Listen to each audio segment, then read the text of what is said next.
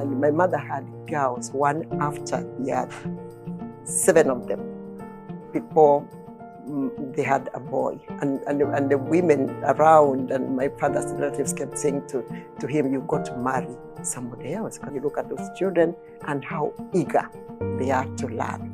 And you know you'll do anything possible to make that learning continue. The way to grow a country is by those who have a little extra sharing it.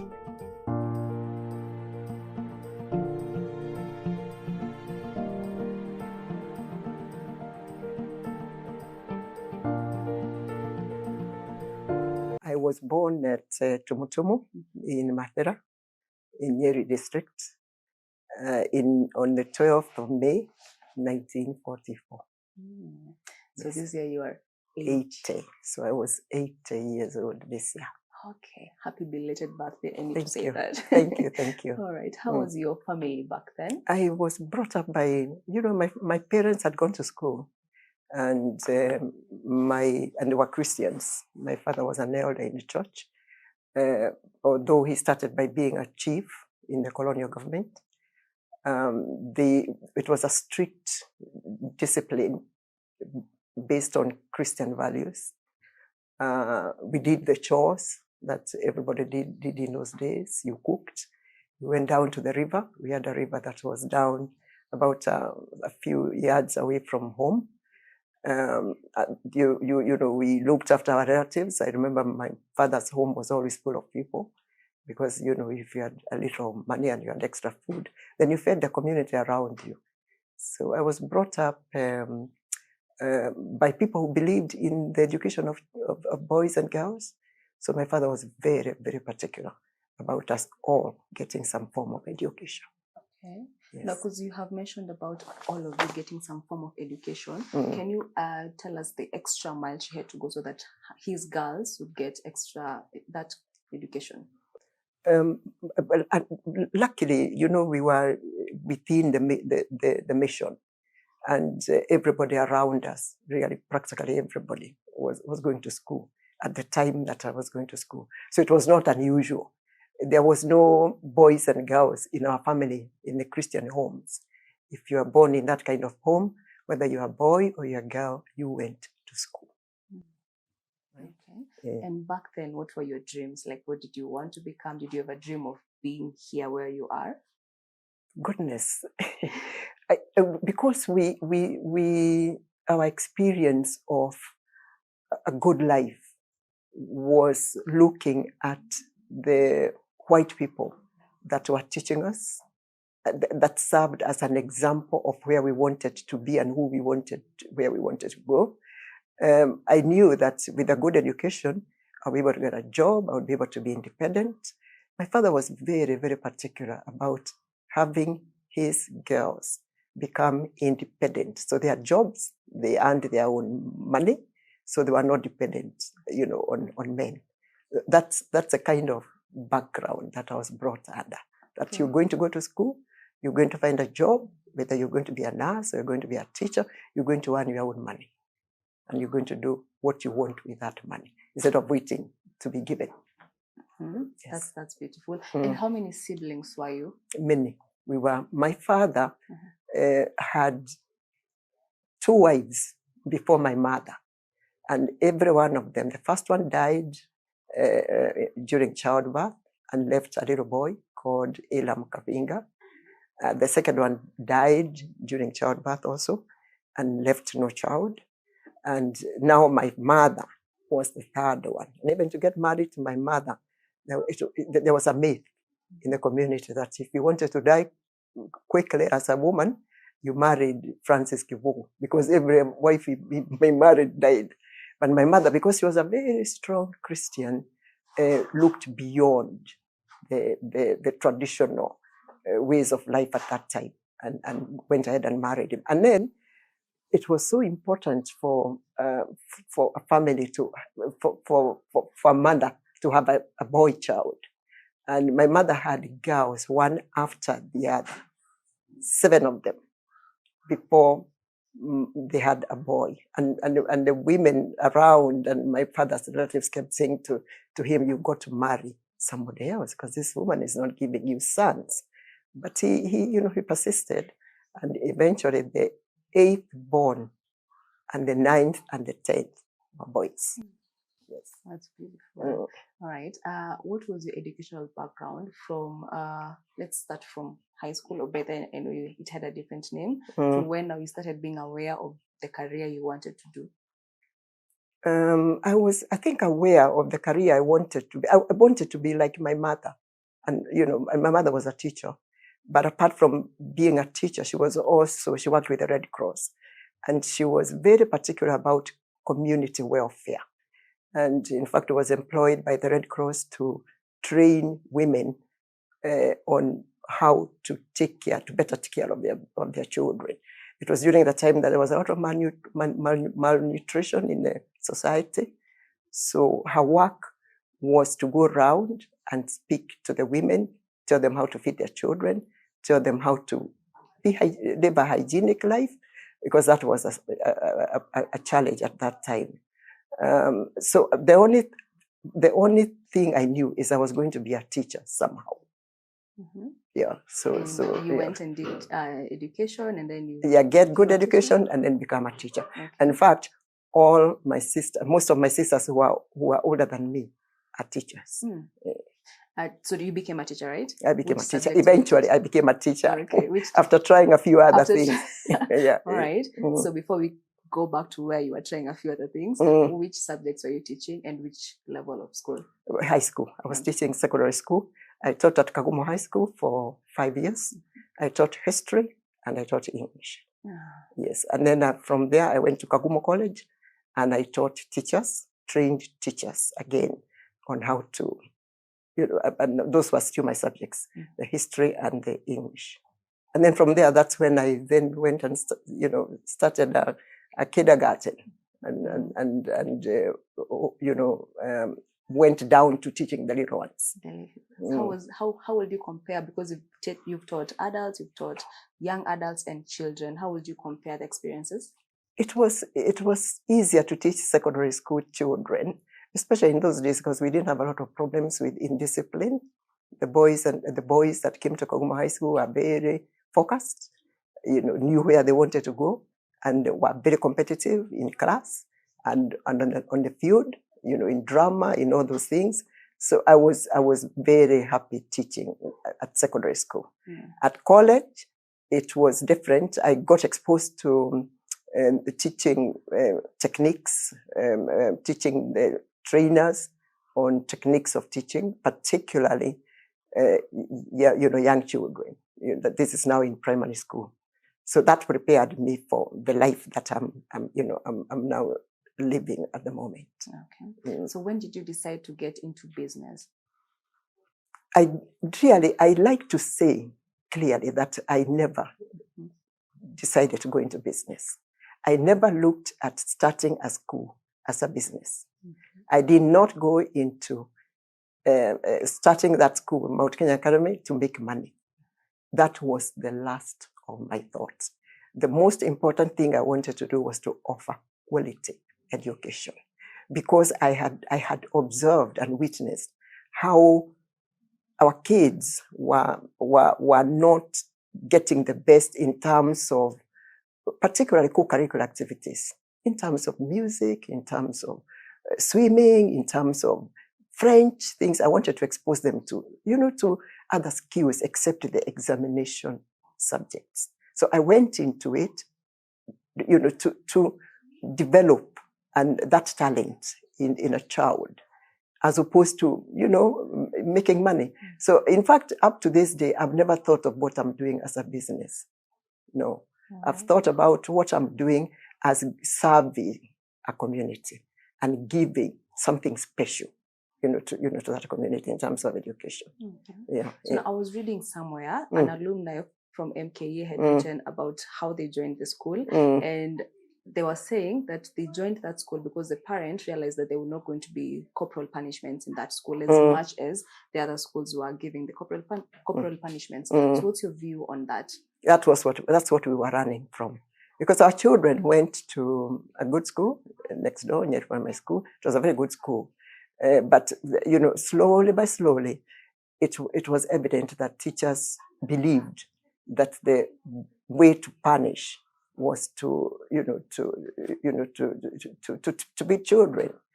And then the other thing that I was very unhappy with, the classes were too big. You went into a school where classes were up to 30, up to 40, where children did not get the special attention. Yeah. Yes, it's true. Parents were running away from their children being, punished that way. I believe that discipline is important in schools, but there are many, many ways of instilling discipline. And discipline is not about beating. Discipline is about teaching a child to make their own decision and developing an inner authority for every individual, so that you are able to decide for yourself what is good and what is bad. So what we are instilling is values, a value system that helps you then, as you move along, to know whether I'm being watched or not being watched. This is not good. Yeah. So yeah, it's true. We don't believe it. We have forms of other forms of punishment. We do things like you're writing pages of saying, I will not do this again 100 times or something like that. Mm-hmm. Or you help them to appreciate and to say for themselves, this is not right. If they are being unkind, for example, to another child, but not beating children, not that kind of punishment. Okay, that's good to hear, because I don't know if you've heard about the BBC documentary that was released some time back on corporal punishment, and yeah, students were really, really suffering. It's still being done. Yeah. Yes. Okay. Now moving away from teaching and MKA.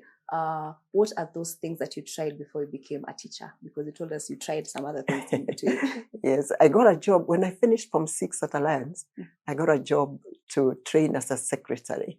I was given a part-time job by Pfizer, a company called Pfizer, that still exists today, through a friend or a relative of my husband's.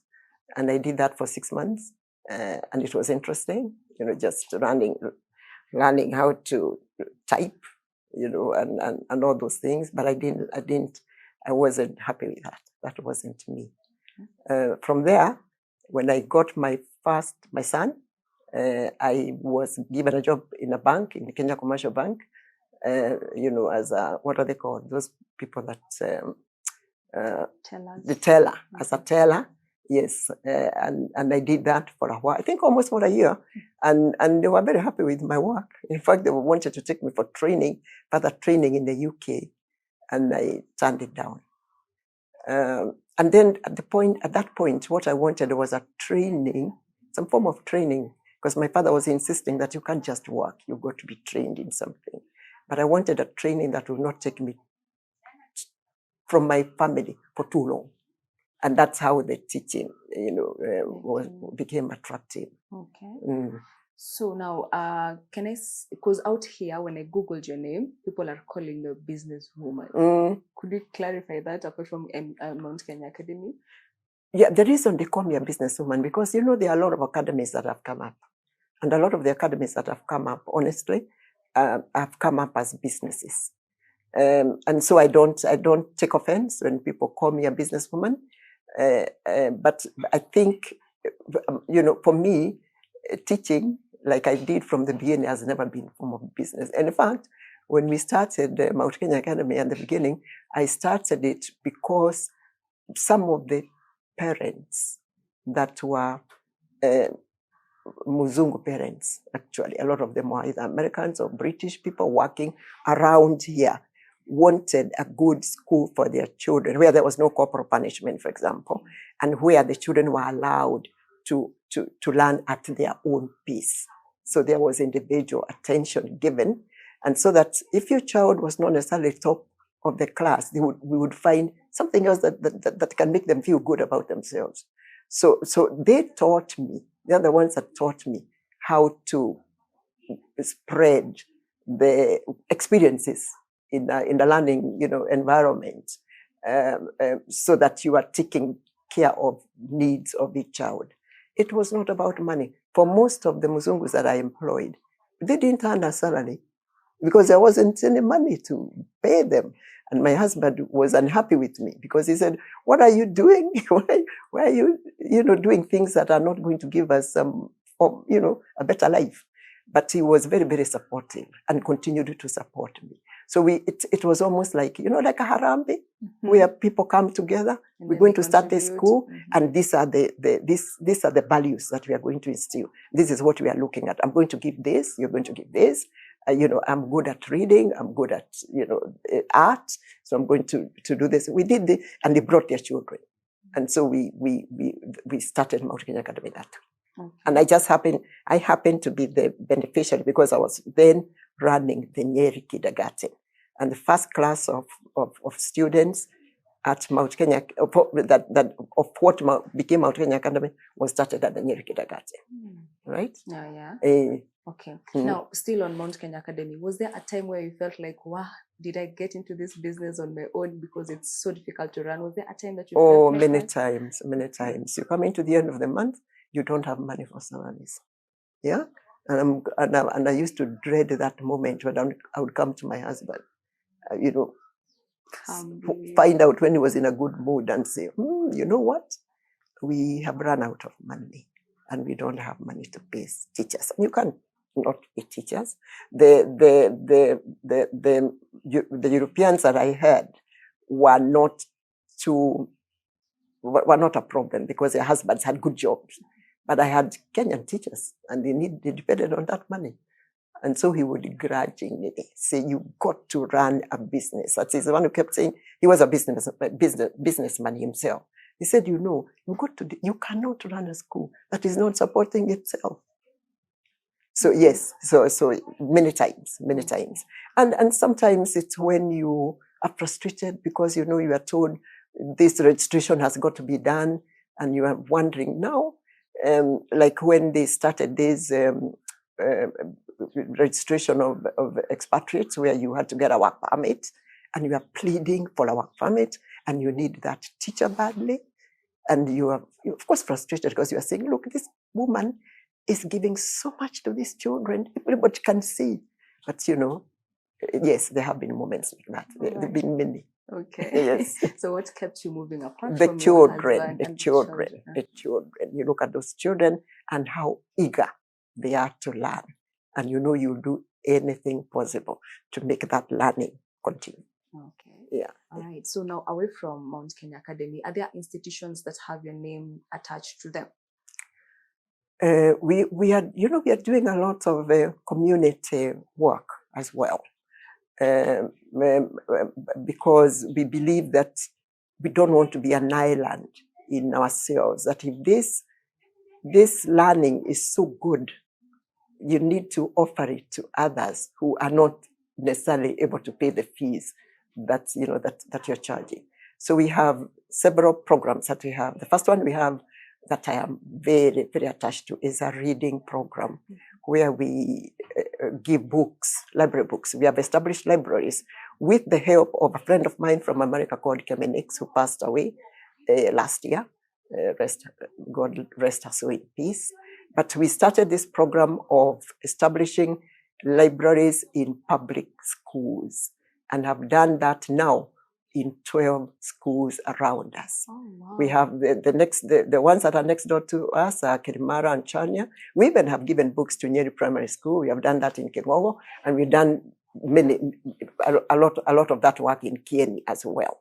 So that we have done, and we started by just giving them books, and then we would buy crates, and the books would be moved from one room to the other in these crates. But now we found donors to give us money to construct libraries. So we have constructed libraries, 12 libraries in the area around us. That's one. That's very, very rewarding. Although it's a challenge, but it's rewarding. I said to my children, now that I am sort of retired from school, that's what I want to make sure that it's happening. Because I've gone to schools where the books are there, but they're not being read. And I just want to make sure that's working. The other one that we have done that is also very rewarding is a feeding program. We have fed children at Kirimara Primary School and at Chania Primary School, the schools that are next door to us, since 2009. Since 2009, we've given them a plate of food at lunchtime.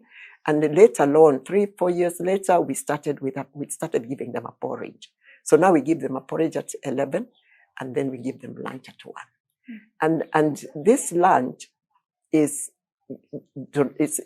through donors, friends of Mount Kenya Academy. People who call themselves friends of Mount Kenya Academy. I just say, sometimes it's prayer, because every year I keep wondering, are we going to get a donor for this year, for this food? And since 2009, we've never lacked a donor for this food. That's God. Yeah, so that's God. And then the other thing that we do, which is also has become I feel so gratified about, is starting a form of microfinance program for the women in the Presbyterian churches around us, starting with this one next door, which is called Chaka. Chaka, we have 30 women that we give loans as Mount Kenya Academy of now up to about 300,000 to grow their small businesses. And the business we're talking about are maybe second-hand clothes. There's one with a hair salon. There's somebody who works in a quarry. There's somebody who's got a pottery. It's those businesses. And when we started giving them, we were doing only 20,000. But now we are able to give a lot more. But the Chaka women have never one time defaulted. The payments are done. We charge 2% interest, which is plowed back into the kit, in a kitty, so that they can grow their businesses. Yes. So that is very also, it's been very rewarding. Okay. We get nothing out of it, but we manage it because somebody has to manage the money. The other one that is important is also we built a police post just next to the school, Mount Kenya Academy, just outside. As you go into the school, you drive into the school, there's a police post. We did that because we wanted to make the area around us secure. The result is that if you go into that place, you can't believe it now. There are so many palatial homes because people now feel secure. So I think, there are a lot of other things that we have done, but I find that those are, give me a lot of pleasure just to sit back and think about them. All right. I feel like those are more of your personal projects, but not your personal projects, but MKA personal projects in terms of community development. What can you also advise other companies and other institutions in terms of the same? I think people need to look around and see the needs of the community where they live, because it's very easy to be very comfortable, to grow your family, and forget that the way to grow a country is by those who have a little extra sharing it. And I think there's something called, the social responsibility programs now that are being done by a lot of companies. So that has grown. And I think this is where we need to go.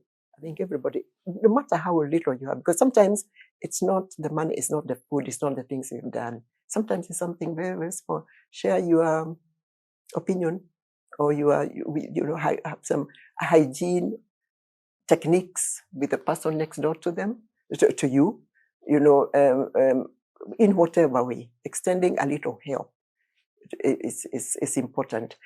The way that I started getting very involved in these things is when I was looking at schools. Because when we started Mount Kenya Academy, during the first 2 years, we toured a lot of schools. We went to Turi, we went to RVA, Rift Valley Academy, we went to the American school in Nairobi. That was very good. They gave us computers even, because we were looking for ideas.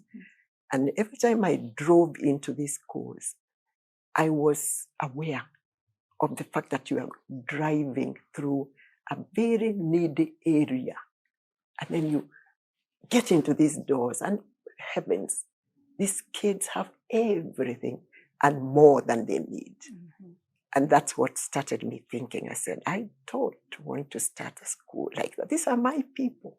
So I want them also to share even in a small way, in the success of what you are, what you are creating. Mm-hmm. Yeah. It seems like MK is creating a very healthy community around them. Yes. And I hope it spreads, because do you have really good initiatives in terms of community building? Yes, we do. Yeah, we do. All right. Are there any other businesses any business that you own? My late husband was a businessman. So he, for example, ran the trout farm in Kentrout. They had a beer distribution business here. Mm-hmm. In fact, they started by distributing, they were the agents of BAT, because he used to work for BAT as an accountant. Mm-hmm. And then the company decided that they wanted young graduates to come and start distributing the cigarettes in the different areas. So they appointed them as agents in the mountain region, which meant Nyeri, Embu, Meru, all that area. And what they did was distribute cigarettes. So they would have a station or a shop where all these cigarettes, but they was very highly supported by the company, so financially. And so doing that, then they started looking at other businesses. They went into, I said, beer distribution. They went into Deacons, for example. They are the ones that own Deacons, although it didn't end very well, but they ran that business for a while. They invested in coffee, in the Muiga coffee estate, stuff like that. Yes. So the fact that he was a businessman also means that I got involved in doing what he was doing. All right. Yeah. Now that you are retired from school and from some of the businesses, do your children help in running them? Yes. My son took over as soon as after my husband died, and is doing the things that my husband used to do. They're also doing school right now. Between Tony, my son, and Betty, they are getting more and more involved with school. Okay. So that's working well, and that's why I can sit here and rest and retire. And retire. Yes. Peacefully. Apart from your children, is there anyone else who helps you run these businesses? Yes, because they are run by professionals. Teaching at a school is run by the principal. There's a principal, there's a headmaster, there are trained teachers, there's a caterer, there's a nurse, there are all those people are running. They're actually running the business. So what you do is to encourage, support. You are just a support mechanism so that the business continues to run. And of course, to make sure that it is also running as a business so that you are able to pay your teachers and your staff, because you don't want to default. Yeah. And that's where they come in. And also to maintain the standards. That is a very, very crucial area for me, because maintaining standards in an educational institution is not easy, because you are employing different people and they're coming from different areas and they all have different backgrounds, and their idea of standards, quality is different. So it is like you have to retrain them and help them to understand what it is you are looking at and what you want. Could also say it's difficult because you are having children who are moving out and others are coming in every year. So you have different batches to deal with every year. Every year. But I think also that's the beauty of it, that you're dealing with a group of children that go through. Like now, earlier it used to be they leave the kindergarten, they come into Standard 1, and then they leave in Standard 8. And they go to other schools, they go to Alliance, they go to Nyeri High School, because you are also trying to get them to pass the exams so they can get into the schools of their choice. But now it's easier now with the secondary school. You look at them and you talk to them and you say, how do you feel now? Because you are the same child. I show them photographs of themselves coming when they are 6 years old, or when they are 3 years old at the kindergarten, and say, that was me. Yeah, and you can now say you have shaped their lives. You really have contributed to who they are, because it's been a long journey. Yeah, I can count that as a reward that you get. Yes. From running this MPA. Yes. Any other reward that you get? Making friends. Yeah, because it's a social thing also. Because you get friends, you get to be friends with parents. We have luckily for us, we have admirers from every part of the world. So we have pulled people to come and participate in what we are trying to do. For example, let me give you an example. Like we have a chapel at the school, which is called Grace Chapel. It was a donation from a lady who just came to visit. She was touring Kenya. She knew of a friend who was teaching at Mount Kenya Academy, an American lady, and she looked at our artwork that was displayed on the bulletin boards done by the children. And she said, this is in Kenya, in this part of the world, and this is the artwork that is as good as any in an American school. So she went back and she wrote to us and said, I really admire you. Is there something I can do that you don't have, that I can contribute to?